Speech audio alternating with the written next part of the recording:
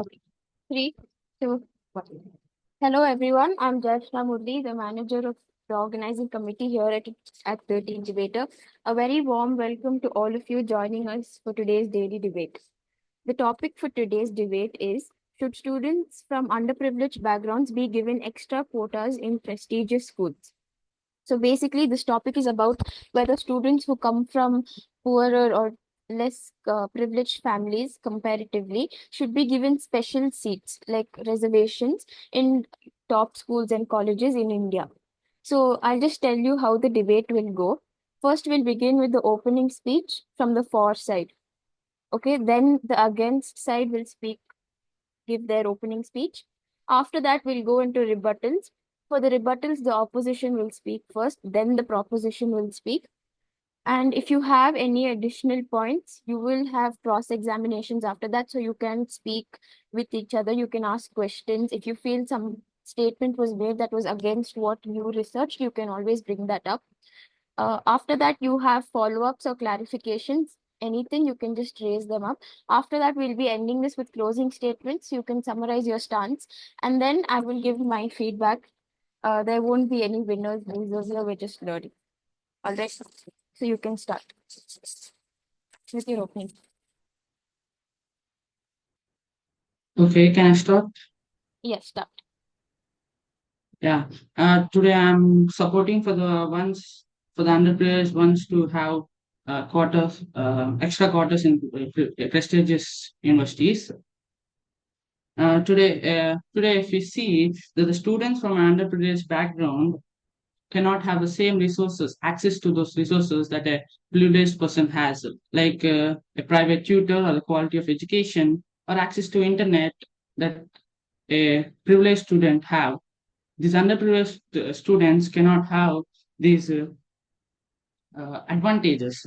So when we are judging a person with their score of a standard test, we should not only look at the score but also the struggle or the situation, their economic situation that they had when they're writing the score.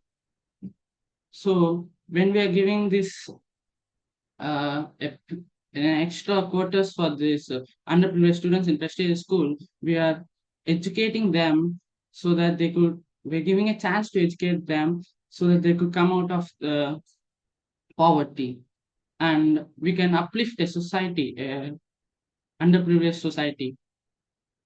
So, yeah, if you see, the education is one of the effective tool to eradicate one's poverty.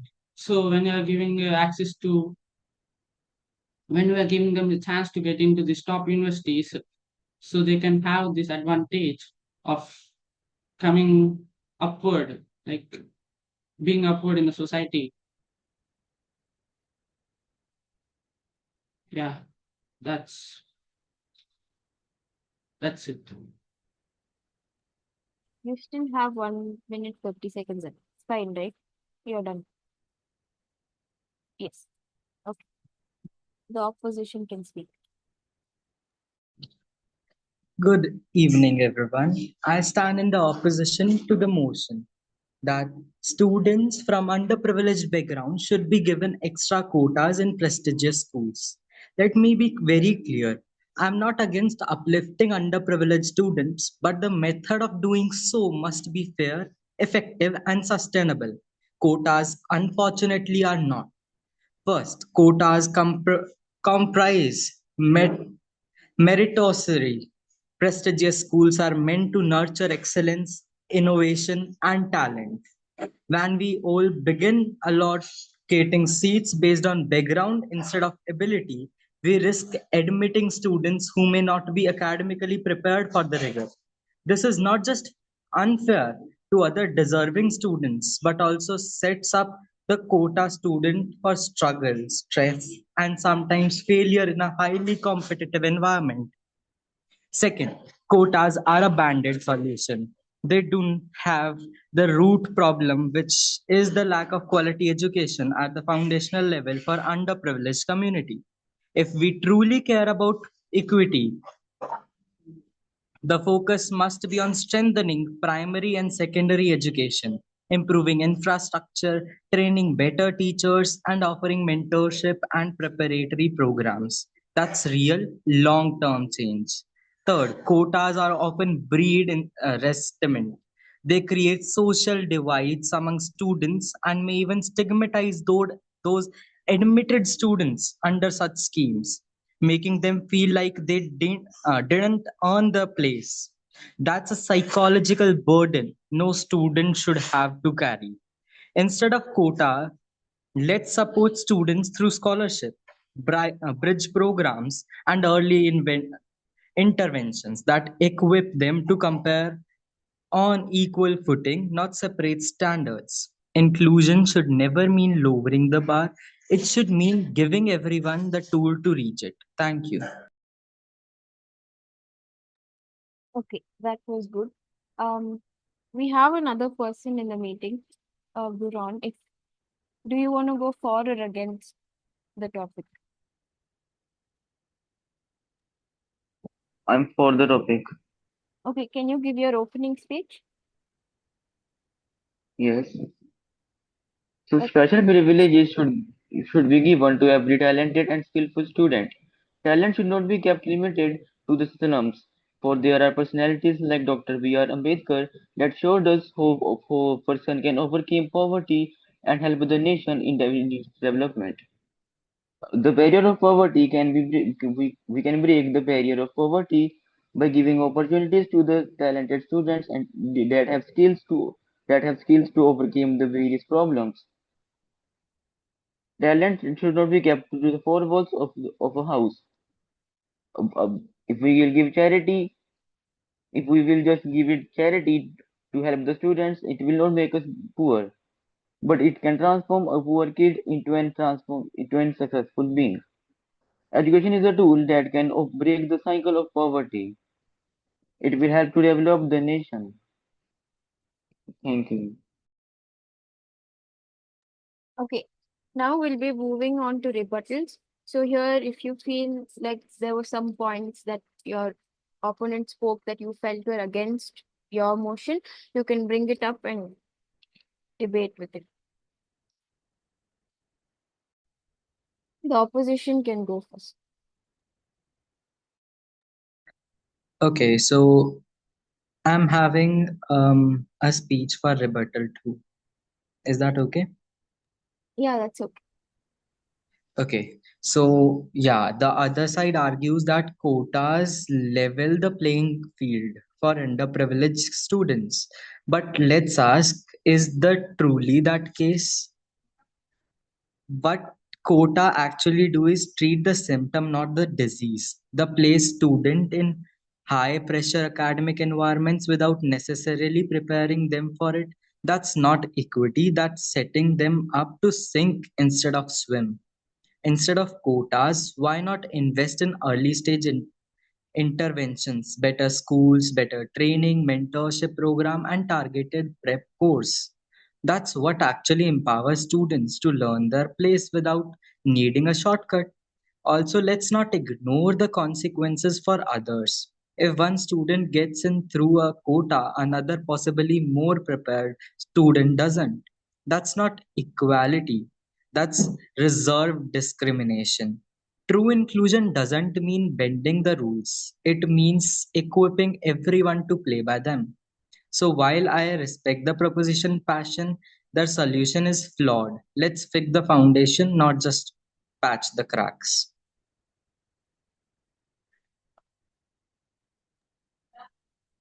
Okay. And the summary for this speech, like the questions which I asked in speech were, is that truly the case where quota level the playing field? Now my next question is, uh, early stage intervention, better schools, better training, mentorship programs, and targeted prep courses could do better than quota systems.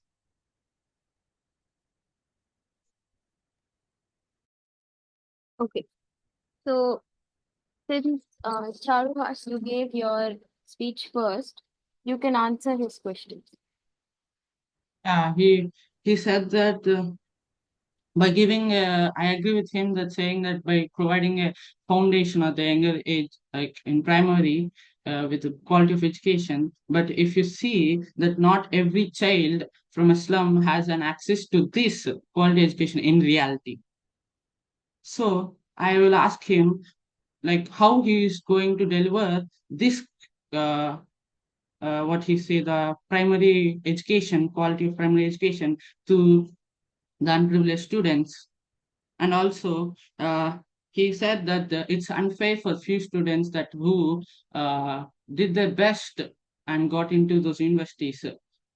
So I'm asking him that this quota is not unfair. It's removing the unfair disadvantage of the underprivileged students.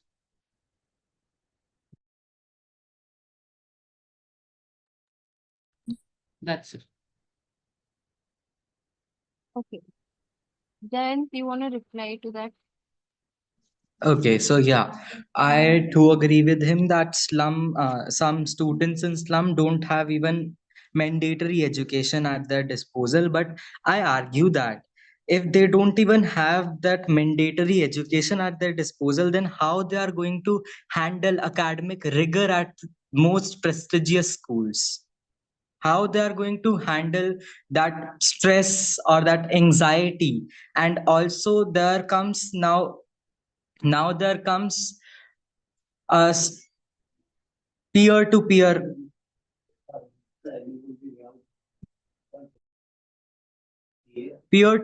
discrimination, which is actually like if a student gets into prestigious school, they are going to get discriminated by other students that this student has been using the quota system to get into this school.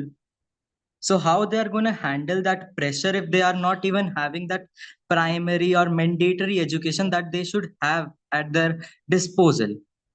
And the next question which he asked, I would like him to repeat the question. Yeah, you said that it's unfair for few students who got to done a great job and got Okay. into universities, and these Yeah. underprivileged students with the quota system going to these prestigious universities. Here, we are not giving an unfair advantage to these underprivileged students. Here, we are removing an unfair disadvantage of underprivileged students who are not going to have same resources that a privileged one have, like a quality of education or a private tutor. Like the one who is privileged cannot have the same resources to prepare himself. So by giving a quota through quota system, he can get into those universities and have access to a world class education which can transform his life.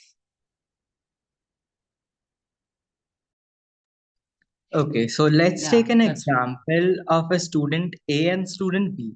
If student A is scoring 97% and isn't able to get into those university or those prestigious school, and a student B who is scoring 50% is able to get into those schools or colleges or university, then how this is going to affect the rest of society, as the student who actually worked hard for his position at that school or university is not actually getting into that, and who just actually applied for exam and scored just 50% is getting into that college or university.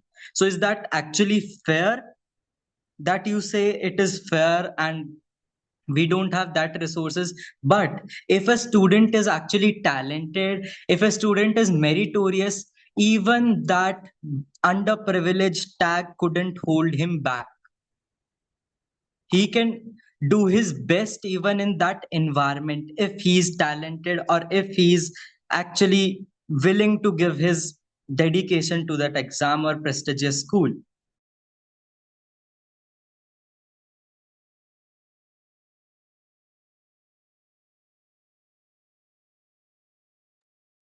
Okay.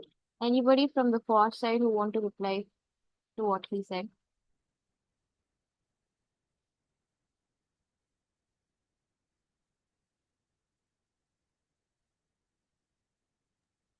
Yeah.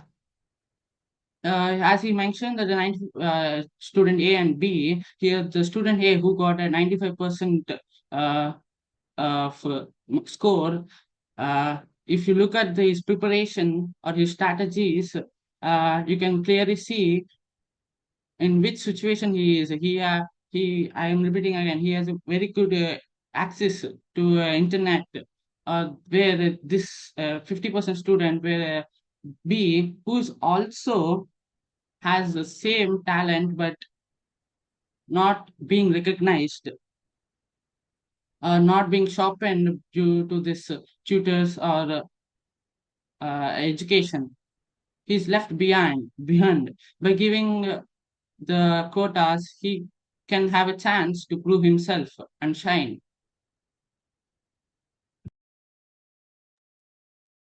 Okay, so I would like to reply to his question that the student A was having access to internet, access to resources, as the student B wasn't having that. But if we talk about the further education after clearing that test or after getting into that university or school, the student who is scoring 50% would even score bad because he is not able to handle that academic rigor or academic pressure which the school or the prestigious universities are giving him. But the student who actually scored 95 or 97% in the entrance exam is able to handle the academic rigor. So it is not actually about underprivileged, but it is about knowledge. If an underprivileged child is having knowledge, having talent, and having that dedication to clear that entrance exam, he can do it by himself.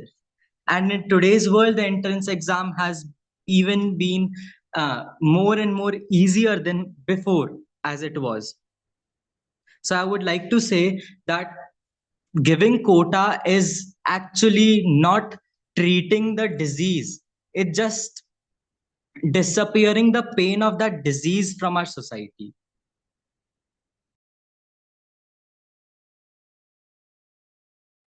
Okay, anything else that anybody else wants to add?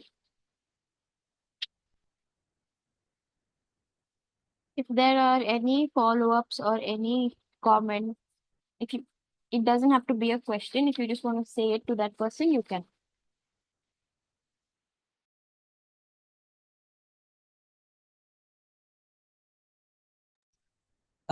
Yeah. I want to clear my I want to clear my stand in this debate. As I am supporting underprivileged students, I am supporting that giving them better resources, scholarship, and opportunities should be given. But I am not in the favor of special quotas in prestigious school, as it may lower standards, cause restiment, and doesn't address the root cause. And my rebuttal questions are: how do you address the potential stigma and isolation quota students might face in elite institution or prestigious schools? Yeah, as you asked the question, how a underprivileged student with a 50% can actually uh, go through that rigorous training. I can say that if he is well talented or has the same level standard of knowledge, he can go through that rigorous training with the help of like he can get a scholarship if he inside the college. There are so many opportunities that he can utilize to carry on his education. Okay. I want to clear that if he was actually talented and deserving, he should have been preparing for that entrance exam or scholarship test, as he would be knowing that I want to clear this exam, I want to get into this university. Even if he haven't had any resources, any connection to internet, he would be doing his best to get into that university because it's his dream. If he would have been Okay. deserving, he would have been even getting 80%, 85%. And we are also seeing some underprivileged children who are doing their best and getting into top universities without using the quota system. So how you would address that thing? Okay, let's see the now student of B not get let's see he got a 75%, like you said, with doing his best to get into the student sorry college. But here the 15% margin can differentiate his life. So by giving him an extra advantage, we are making him actually capable of getting to that education. Okay, I want to repeat my question that you answered. Actually, the question was, how do you address the potential stigma and isolation quota students might face in elite institution or prestigious school? As I'm talking about the stigma that they would be focusing or getting in that prestigious university after going through that quota system.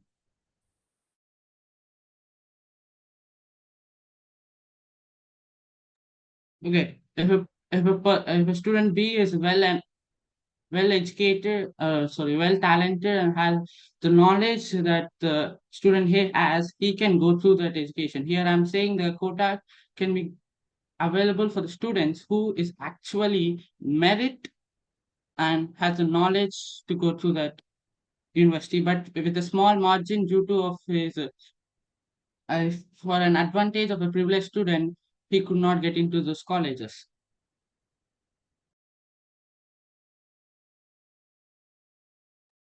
Yeah.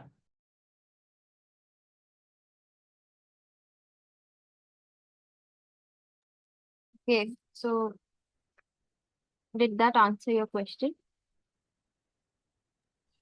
Actually, I want to repeat the question once again. You again took that question wrong. I said that how the students are going to go through that isolation, social anxiety that they are going to face after getting into elite institution, as those rich kids or some very much society kids would be actually discriminating them on the basis of their quota system, because they get in through the a quota system which is for underprivileged students. So they would be isolating them from other group of students as they are underprivileged students. So how would they handle that tag of underprivileged student get into elite university by quota system? So my question was that.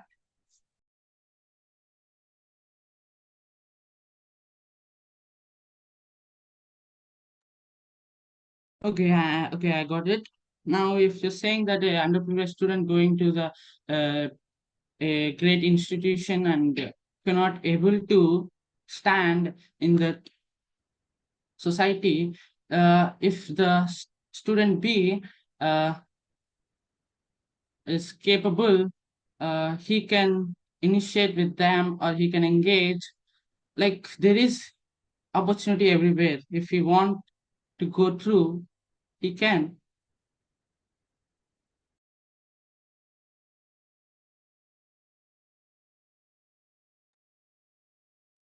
Is that it?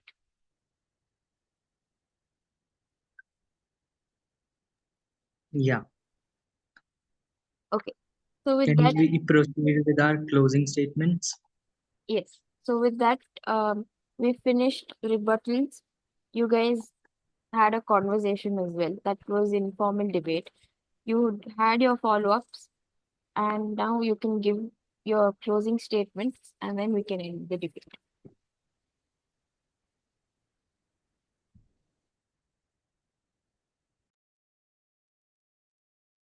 Who wants to go first? Anybody can go first.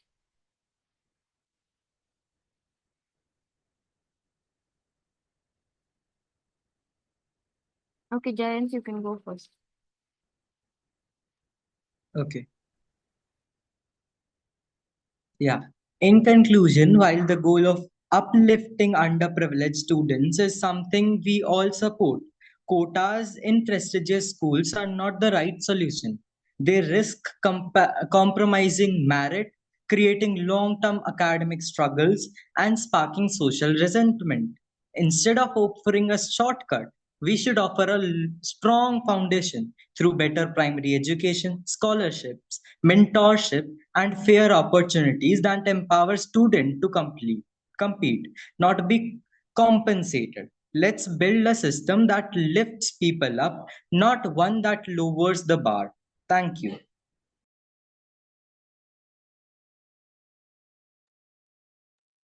Okay. Yeah. The underprivileged student who is going to the elite universities with the help of quotas, he has a chance to get out of the cycle of poverty for a generation. He he can get out of it. Okay. Then yeah, here we are giving a quota system to those underprivileged students because he does not have the same resources like the one who is privileged have, which making a big gap between those two students, building a big gap. So with this quota system, we are leveling up the both societies. And after all, education is the most effective tool that one can use to get out of poverty.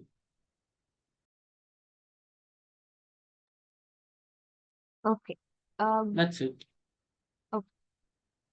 Viron, would you want to say your closing statements?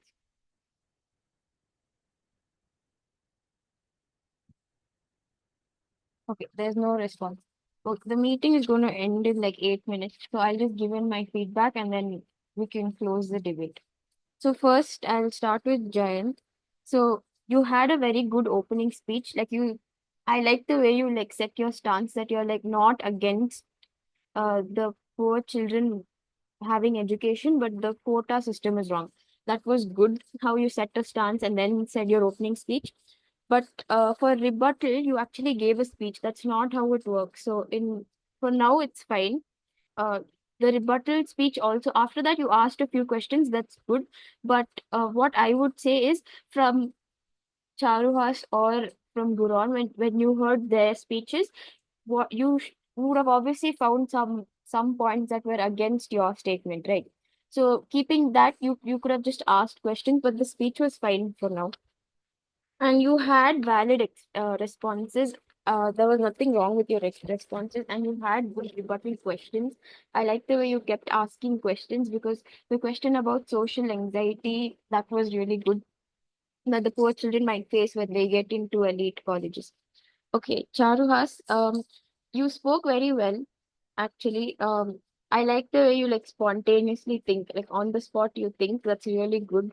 You came up with some really good points, like you were answering him back. That's good. But for your opening speech and closing speech, I'll just give you one thing. You just have to prepare like a proper speech. These speeches most of the time last for 2 to 3 minutes. So keeping that in mind, you can like make a speech for the debates, daily debates hereafter. And the one thing I saw in the rebuttals is Jayant was asking more questions than you. So you can also like try find errors in his thing. Even if you don't find errors, you can like make up your own errors and just ask him because like ultimately you have to challenge the opponent, right? So you have to ask more questions and just prepare a speech. But otherwise, you think on the spot, and that's like really good skill for the.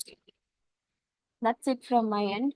Um, Guran, you gave your opening speech. That was good, but after that, we didn't hear anything much from you. So, but your opening speech was good. That's it from my end. We'll be formally closing this debate. Thank you. Thank you for the opportunity. Okay, You're welcome. bye. Bye bye. Thank you, everyone, for this wonderful debate. I appreciate it. Yeah, that's a nice debate, man. Okay, bye. Make sure you'll join every day.